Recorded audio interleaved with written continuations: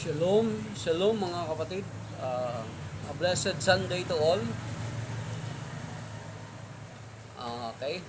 So ang ebanghelyo ngayon is from Matthew chapter 22 verses 34 to 40. Ang previous Sunday is Matthew chapter 22 pa rin. Verses 15 to 22. And then ang pinaka-highlight nung previous Sunday na gospel is yung ibigay ang para kay Cesar, para sa kay Cesar, at ang sa Diyos ay para sa Diyos. Give what is due to Cesar and give what is due to God. So the gospel of today is about the greatest commandment. Actually, nung previous Sunday is tinatanong nila ang Panginoon kung marapat ba magbuwis sa Cesar or not. Ang purpose nun actually is trapping the Lord. Nagsiset sila ng trap na kapag magkamali ang Panginoon ng sagot, pag sinabi niyang hindi na marapat magbuwis, so uhulihin siya nung susumbong siya ng mga Herodians, kasi kasama yung mga Herodians sa mga nagtatanong Isusumbong siya ng mga Herodians sa Roman Empire, sa imperyo ng Roma, then mapapanagot siya ng parang sedition, kasi di ba, to pay not the tax.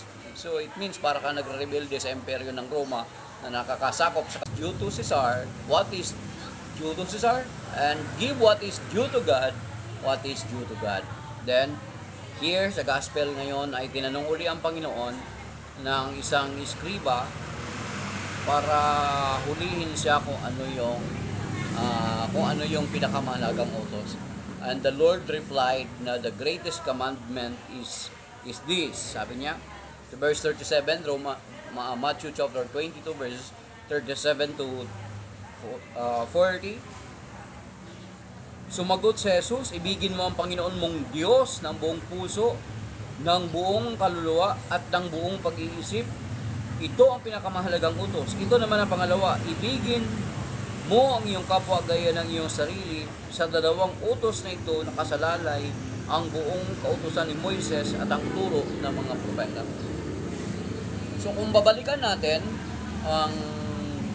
ang Exodus chapter 20, yung Decalogue or the Ten Commandments, ang Ten Commandments na yun is still nakapaloob dito sa loob ng greatest commandment. Kasi kung babasahin natin yung Ten Commandments or yung Decalogue from the first commandment, thou shalt not have other gods before me, ipangilin ang araw ng pangilin, huwag mong gamitin ang pangalan ng Diyos sa walang kabuluhan. So that is the first part. Then the second part, yung huwag kang magsaksi laban sa kapwa mo, huwag kang magnakaw, huwag kang pumatay, huwag mong pagnasaan yung pag-aari, yung asawa ng yung kapwa, then huwag mong pagnasaan ng kanyang mga ari-arian. So, yun ay nakapaloob sa second part sa sinabi ng Panginoon ngayon na ibigin mo ang iyong kapwa gaya ng iyong pag-ibig sa iyong sarili. Sapagkat kung iniibig mo yung kapwa, hindi mo siya papatayin, hindi mo siya pagnanakawan, hindi ka magsasaksi laban sa kanya ng kasinungalingan, hindi mo pagnasaan ang kanyang asawa, at hindi mo pagnasaan ang kanyang mga ari-arian. Yun. So yun, doon, nakapaloob doon sa dalawang commandments, that the Ten Commandments are still there. Ngayon, ang tanong is, paano ba natin ipinapakita ang pag-ibig natin sa Panginoon? Unang-una, by giving God what is due to Him. Ano yung due para sa Panginoon? Yung marapat sa Panginoon. Ang marapat sa Panginoon ay ipangilin natin ang araw ng pangilin. Magsimba tayo. That is due for Him. Ang pagsisimba natin sa Kanya ay na-recognize natin na everything comes from Him. Na lahat ay nagmula sa Kanya. Yan naman ang sinabi, kaya nga, yung kanta ni Don Moen, sikat na sikat yan sa Protestant at saka sa Catholic. Kinakanta yan sa Catholics. Actually, kinakanta namin dati yan sa Ofertory, pero hindi na siya ngayon. Sinabi nun sa 2 Chronicles, sa 29:14, basahin natin mga kapatid. What is due to God? Everything, sabi nga ni Father John Mark Regan yun kanina ng PSDP, sabi niya, everything that is in us is belongs to God. So marapat lamang na ibalik natin sa Kanya. Nung sabi doon si King David mismo, pinatutuhanan ni King David, sa hari si King David, pero makita natin yung kababaan ni King David, na during the time na he prayed sa templo, ay binasa niya na nabanggit ni King David sa 2 Chronicles chapter 29 verse 14. Itong sabi ni King David na actually ito yung nakapaloob sa kanta ni Don Moen. Baka hindi niyo napansin yung kanta ni Don Moen. Paborito ko yung kanta ni Don Moen, yung original version. Sabi dito sa 2 Corinthians 29 verse 14, sa 2 Chronica or Chronicles 29 verse 14, sabi rito,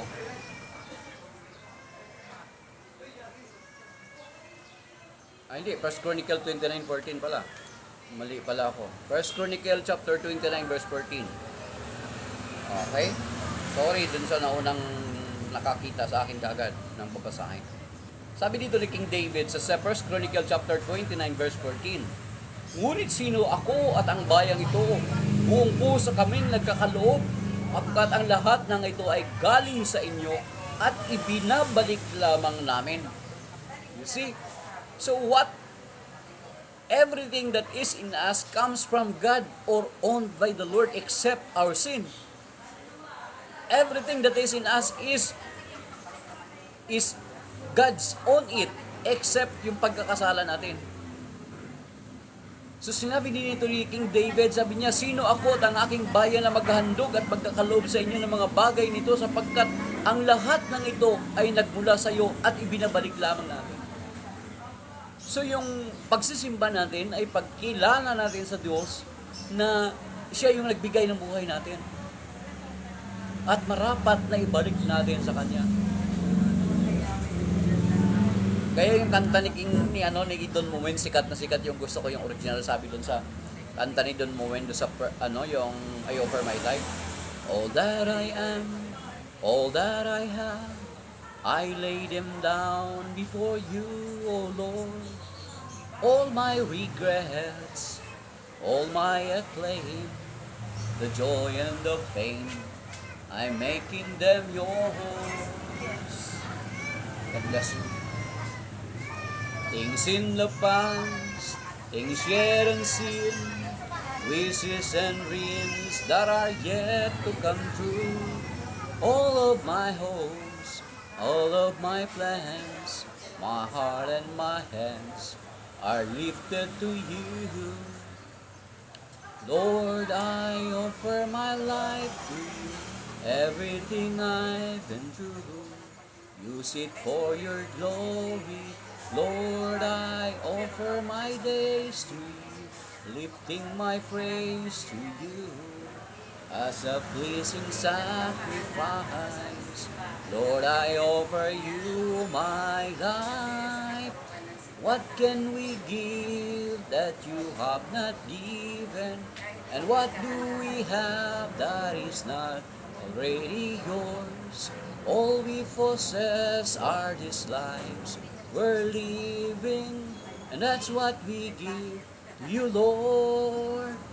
Yan yung kanta na yan, yung bridge na yan, doon ginawa ni Don Moen yan, yung kanta na yan, yung bridge na yan.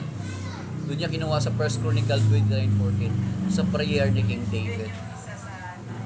So, na-recognize ni King David na kahit hari siya, mayaman siya, matagumpay siya, pero kinilala niya that everything that is in him belongs to God.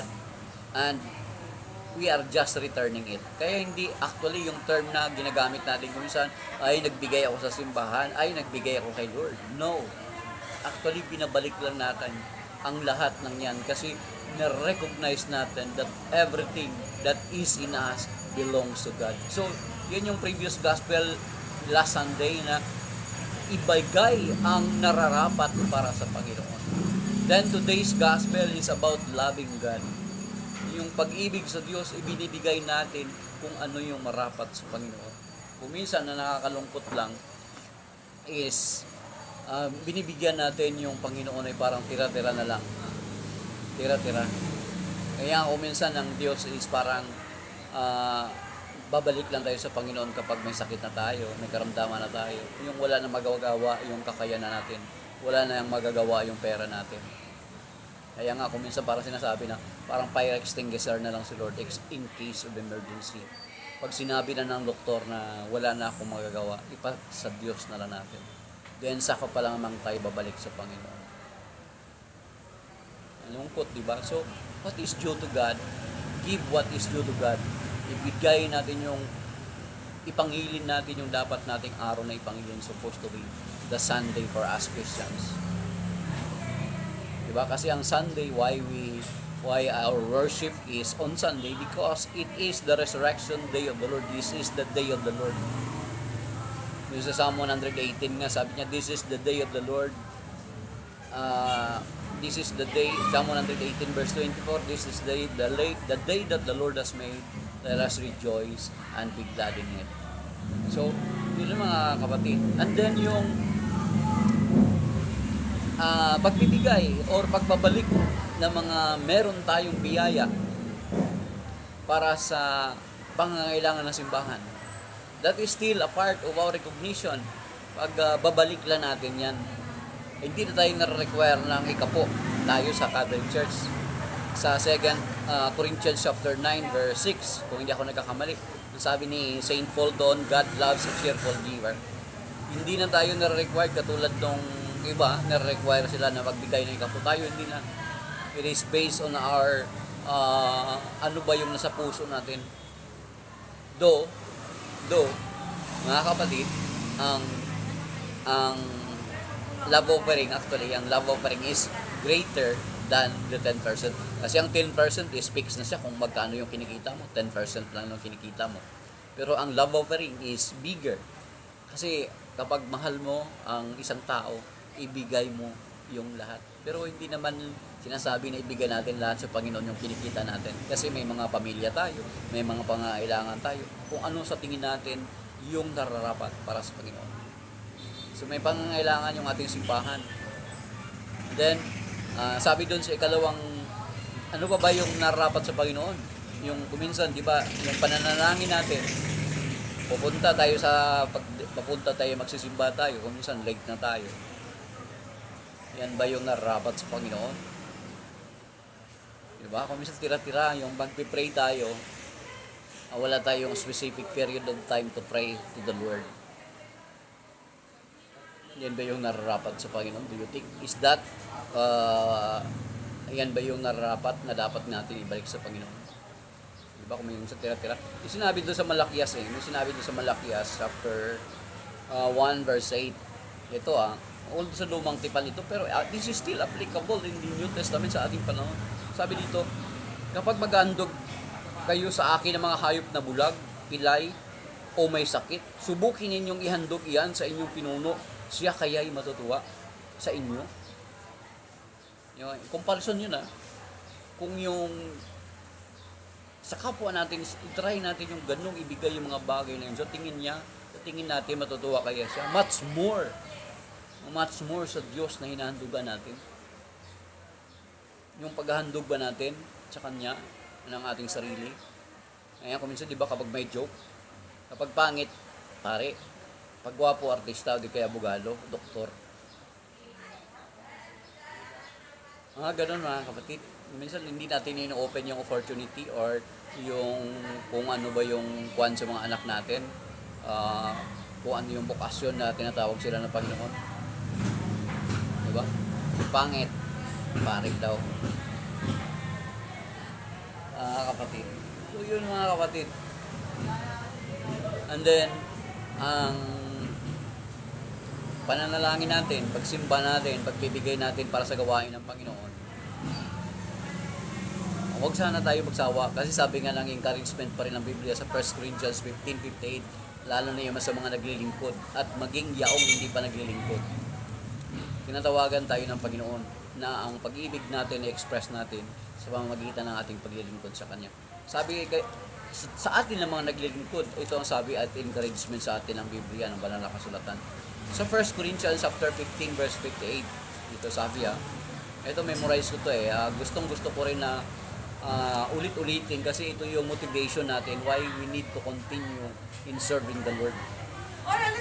Sabi dito sa 1 Corinthians 15:58, kaya nga mga kapatid, magpakatatag kayo at huwag matitinag, magpakasipag kayo sa gawain para sa Panginoon. Yamang alam ninyong di nasasayang ang inyong pagpapagal para sa Kanya. So kung nagsiserve ka na, tuloy lang, huwag kang manginawa.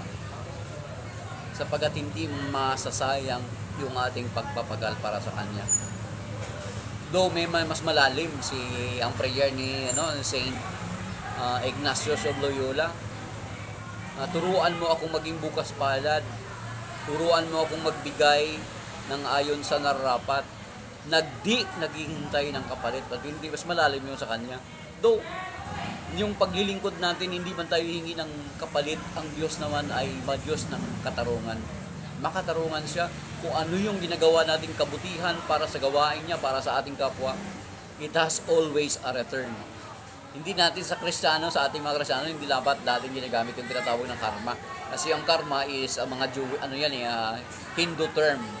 Ang karma is parang may good karma, may bad karma. Sa atin, ang ginagawa natin, bagamat hindi tayo naghihintay ng kapalit, yet because God is just, siya ay makatarungan, na kung ano yung ibinibigay natin, hindi natin siya ma-outgive sa kabutihan. Pag nagbigay tayo ng kahit konti, ibabalik ng Panginoon yan ng higit doon sa binigay natin. Kasi hindi natin ma-outgive si Lord. He is a giver. Siya ba? Di ba? Yung pag-ibig niya, yung pagbibigay niya, ano sinabi sa banal na kasulatan sa John 3:16? For God so loved the world that He gave His only begotten Son. You see? Ma-appreciate mo yan kapag maintindihan mo yung salvation mystery. Ganun kadakila yung pag-ibig ng Diyos. Kaya isinugo niya kanyang bugtong na anak sa sanlibutan upang na sinumang sumampalataya sa Kanya ay hindi mapahamak, kundi magkaroon ng buhay na walang hanggan. Ganun kadakila yung pagbibigay ng Panginoon. Hindi, we can never outgive God in His generosity. Yan. Ayun. Ano ba yung, tanungin natin sa sarili natin, ano ba yung marapat ba yung binibigay ko sa Panginoon na paglilingkod? Marapat ba yung pagbibigay ko ng panahon sa Panginoon?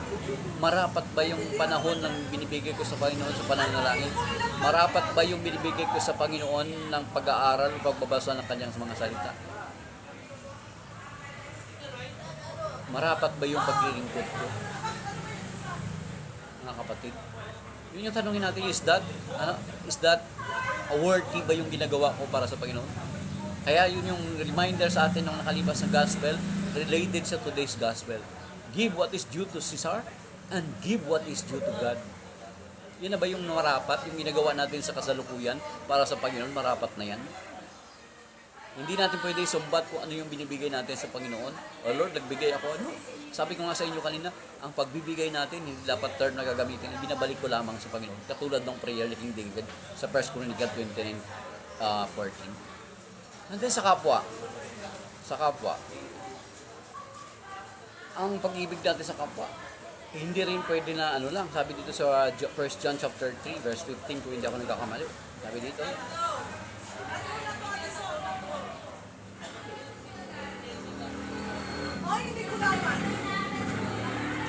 sign natin dito.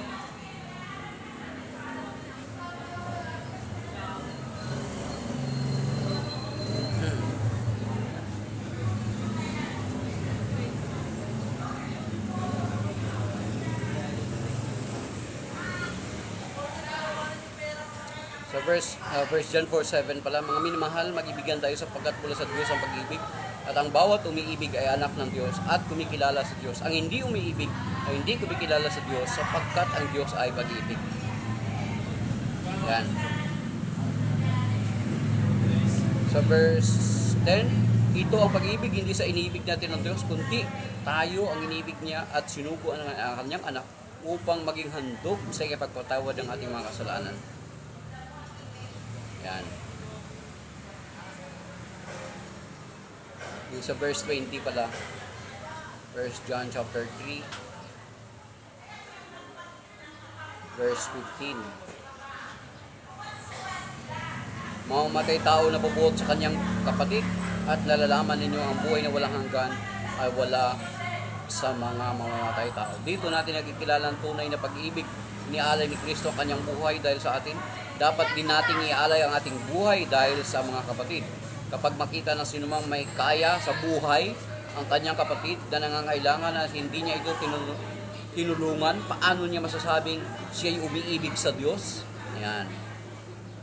Ano sabi doon sa yung actually sa Bible yung sinasabi ni Spider-Man, the greater the power, the greater responsibility. Kung mayaman ka, the Lord is expecting you. Sunod natin, kapag nakita na sinumang may kaya sa buhay ang kanyang kapatid na nangangailangan at hindi niya ito tinulungan, paano niya masasabing siya'y umiibig sa Diyos? Mga verse 18, mga anak, huwag kayong umibig sa pamagitan ng salita o wika lamang. Ipakilala natin ang tunay na pag-ibig sa pamagitan ng gawa. Yan. Applicable to yung pag-ibig, di ba? We usually say to our wife, to our mother, to our parents, I love you, I love you, I love you. Pero yung ginagawa natin, nagpapakita ba na minamahal natin sila? Especially sa mga anak. When you say, I love you mom, I love you dad, pero yung ginagawa ba natin is nagko-coincide or may harmony with what we are doing? The same with, I love you Lord, and I lift my voice to worship you, oh my soul, rejoice. Yet, yung ginagawa ba natin, nakakalugod kaya sa Panginoon? Yung ginagawa natin, nagtutugma ba sa sinasabi natin, sa ginagawa natin? Yun yung mga kapatid. Siguro yung reminder yan sa atin sa ngayon na ebanghelyo na araw na ito. Ibigay natin ang Diyos. At unti-unti, kapag maibig natin ang sabi nga ni Father kanina, Miller John Basiliones ng Core Servants of the Divine Providence, ang pinaka-bottom line or basis or pinaka-base, yung base ba, ilalim, pundasyon ng ating pag-ibig sa ating kapwa is the love to our Lord. Maging sa mag-asawa, kapag ang isang asawa mahal niya ang Diyos, hindi ka matatakot na magkakaliwa ang asawa mo sa iyo. Kasi unang-una kapag magkaroon siya ng pagmamahal sa Diyos, asahan mo, nakasunod nun ay mamahalin ka rin niya. Kaya maghahanap kayo kung gusto niyo ng tapat na asawa, gusto niyo ng tapat na boyfriend, maghahanap kayo ng mga taong tunay na nagmamahal sa Panginoon. Kasi kapag mahal niya ang Panginoon, siguradong mamahalin ka rin niya. Kasi unang-una, hindi kanya pagtataksilan, sapagkat kung pagtataksilan kanya ay una niyang pagtataksilan ang kanyang unang minahal, ang Diyos. So yun lang mga kapatid, Shalom, blessed Sunday, maybe later tonight, magsishare pa rin ako kasi kuminsan hindi natin alam na although hindi natin alam na may mga nakikinig pala na hinahanap nila pala at yung marinig nila ay angkop pala sa sitwasyon nila. So parang ang ginagawa ko sa kasalukuyan is preaching in the wilderness. Sabi nga ni St. Paul sa first sulat kay Timothy, preach the good news in season and out of season. Shalom! A blessed Sunday. May God bless us all and bless us and protect us for this coming weekend sa election. Maging maayos, mapayapa, magkaroon ng katiwasayan sa Middle East, mag-intervene sa Lord, conversion ng mga masasamang loob, magbalik loob sila sa Panginoon, tanggapin ang Panginoon bilang Panginoon tagapagligtas. Unless they will accept the Lord as the Prince of Peace, there will be no peace in the world. So sana ipag-pray natin, tanggapin nila ang Panginoon na prinsipe ng kapayapaan, then the peace will follow. Shalom!